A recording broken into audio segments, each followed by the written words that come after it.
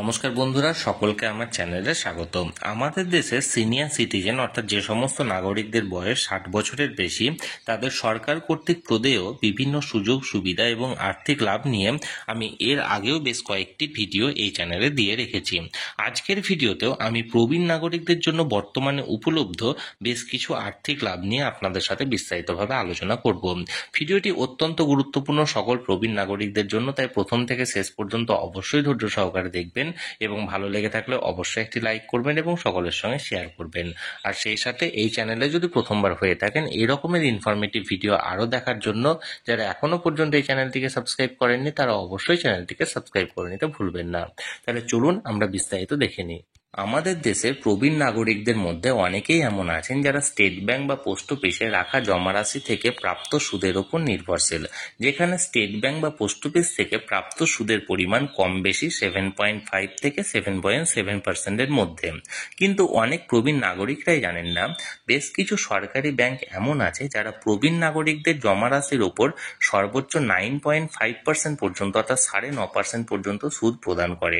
আজকের ভিডিওতে মূলত আমি সেই সকল সরকারি ব্যাংকগুলি নিয়ে আলোচনা করব যেগুলি স্টেট ব্যাংক বা পোস্ট অফিসের চেয়েও অন্ততপক্ষে 2% সুদের হার বেশি প্রদান করে থাকে।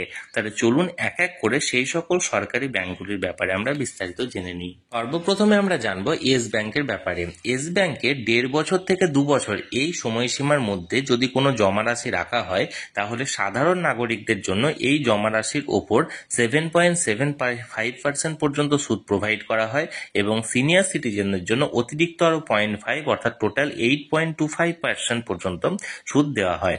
অর্থাৎ 1.5 বছর থেকে 2 বছর অর্থাৎ ম্যাক্সিমাম আপনি 2 বছরের টার্মের জন্য রাখতে পারেন এবং যে টাকা রাখবেন সেই টাকা সাধারণ নাগরিক হলে এই ব্যাংক আপনাকে দেবে 7.75% পর্যন্ত এবং সিনিয়র সিটিজেনদের জন্য অতিরিক্ত আরও 0.5% অর্থাৎ টোটাল 8.25% পর্যন্ত দেওয়া হবে। এবার আমরা যে ব্যাংকের ব্যাপারে জানবো সেটা হলো ইন্ডাসল্যান্ড ব্যাংক। ইন্ডাসল্যান্ড ব্যাংকে 1 বছর থেকে 2 বছর এই সময়সীমার মধ্যে যদি কোনো জমারাশি রাখা হয়, তাহলে সাধারণ নাগরিকদের জন্য দেওয়া হয় এই জমারাশির উপর 7.75% পর্যন্ত সুদ এবং সিনিয়র সিটিজেনদের জন্য দেওয়া হয় 8.25% পর্যন্ত সুদ। অর্থাৎ সে একই ইয়েস ব্যাংকের মতোই সুদের হার এখানে প্রোভাইড করা হয় ইন্ডাসল্যান্ড ব্যাংকে, যেখানে 1 বছর থেকে 2 বছর সময়ের মধ্যে অর্থাৎ ম্যাক্সিমাম আপনি যদি 2 বছর সময়ের জন্য রেখে থাকেন, তাহলে সিনিয়র সিটিজেন হয়ে থাকলে 8.25% পর্যন্ত আপনি সুদ পাবেন। এবার আমরা অতি পরিচিত একটি ব্যাংকের ব্যাপারে জানবো, সেটি হলো বন্ধন ব্যাংক। এই ব্যাংকে যদি আপনি 1 বছর সময়সীমার জন্য কোনো জমারাশি রেখে থাকেন, তাহলে সাধারণ নাগরিক যদি হয়ে থাকেন, তাহলে সেক্ষেত্রে আপনাকে 7.85% পর্যন্ত সুদ দেওয়া হবে এবং আপনি যদি সিনিয়র সিটিজেন হয়ে থাকেন, তাহলে আরও অতিরিক্ত 0.5% পর্যন্ত সুদ দেওয়া হবে। অর্থাৎ সিনিয়র সিটিজেনদের জন্য টোটাল 8.35% পর্যন্ত সুদ দেওয়া হবে। অর্থাৎ বন্ধন ব্যাংকে আগের দুটি ব্যাংকের থেকে একটু বেশি সুদ দেওয়া হয়, যেখানে 1 বছরের জমারাশির ওপর 7.85% পর্যন্ত পায় সাধারণ নাগরিকরা এবং 8.35% পর্যন্ত সুদ পেয়ে থাকে সিনিয়র সিটিজেনরা। এবার আমরা যে ব্যাংকের ব্যাপারে জানবো সেই ব্যাংকটি হলো ফিনকেয়ার স্মল ব্যাংক। এই ব্যাংকটির নাম আমরা অনেকেই শুনে থাকবেন এবং এই ব্যাংকটি সব জায়গায় কিন্তু ব্রাঞ্চ নেই, যেখানে ব্রাঞ্চ আছে সেখানে আপনারা এই ব্যাংকে জমা রাখতে পারেন। এই ব্যাংকে অর্থাৎ ফিনকেয়ার স্মল ব্যাংকে আপনি যদি 18 মাসের সময়সীমার জন্য টাকা জমা রাখেন, তাহলে সাধারণ নাগরিকরা এখানে 8% পর্যন্ত সুদ পেয়ে থাকেন এবং সিনিয়র সিটিজেনরা আরও অতিরিক্ত 0.5 অর্থাৎ টোটাল 8.5% পর্যন্ত সুদ পেয়ে থাকে। এবার ফিনকেয়ার স্মল ব্যাংকের পর আমরা আরবিএল ব্যাংকের ব্যাপারে জানবো। আরবিএল ব্যাংকে যেখানে 18 মাস থেকে 24 মাস পর্যন্ত অর্থাৎ 1.5 বছর থেকে 2 বছর এই সময়সীমার মধ্যে যদি জমারাশি রাখা হয়, তাহলে সেক্ষেত্রে সাধারণ নাগরিকদের জন্য দেওয়া হয় 8% পর্যন্ত সুদ এবং সিনিয়র সিটিজেনদের জন্য দেওয়া হয় 8.5% পর্যন্ত সুদ। অর্থাৎ 1.5 বছর থেকে 2 বছর সময়সীমার জমারাশি যদি রাখা হয়, তাহলে সেক্ষেত্রে সাধারণ নাগরিকরা পেয়ে থাকে 8% এবং সিনিয়র সিটিজেনরা পেয়ে থাকে 8.5% পর্যন্ত সুদ। এবার আমরা অতি পরিচিত একটি ব্যাংকের ব্যাপারে জানবো। এই ব্যাংকটির নাম হলো আইডিএফসি ব্যাংক। এই ব্যাংকটির ব্যাপারে অনেকেই শুনে থাকবেন। এই আইডিএফসি ফার্স্ট ব্যাংক একটি স্পেশাল ডিপোজিট স্কিম লঞ্চ করেছে, যেটি হলো 500 দিন সময়সীমার জন্য। এই 500 ডেজ সময়সীমার জন্য যদি কোনো ডিপোজিট রাখা হয় এই ব্যাংকে, তাহলে সাধারণ নাগরিকরা এই ডিপোজিটের ওপর 8% পর্যন্ত সুদ পেয়ে থাকে এবং যেখানে সিনিয়র সিটিজেনরা পেয়ে থাকেন 8.5% অর্থাৎ 0.5% অতিরিক্ত। অর্থাৎ এই স্পেশাল ডিপোজিট স্কিমে যদি রেখে থাকেন আইডিএফসি বা ফার্স্ট ব্যাংকে, তাহলে আপনারা সিনিয়র সিটিজেন হয়ে থাকলে 8.5% পর্যন্ত সুদ পাবেন।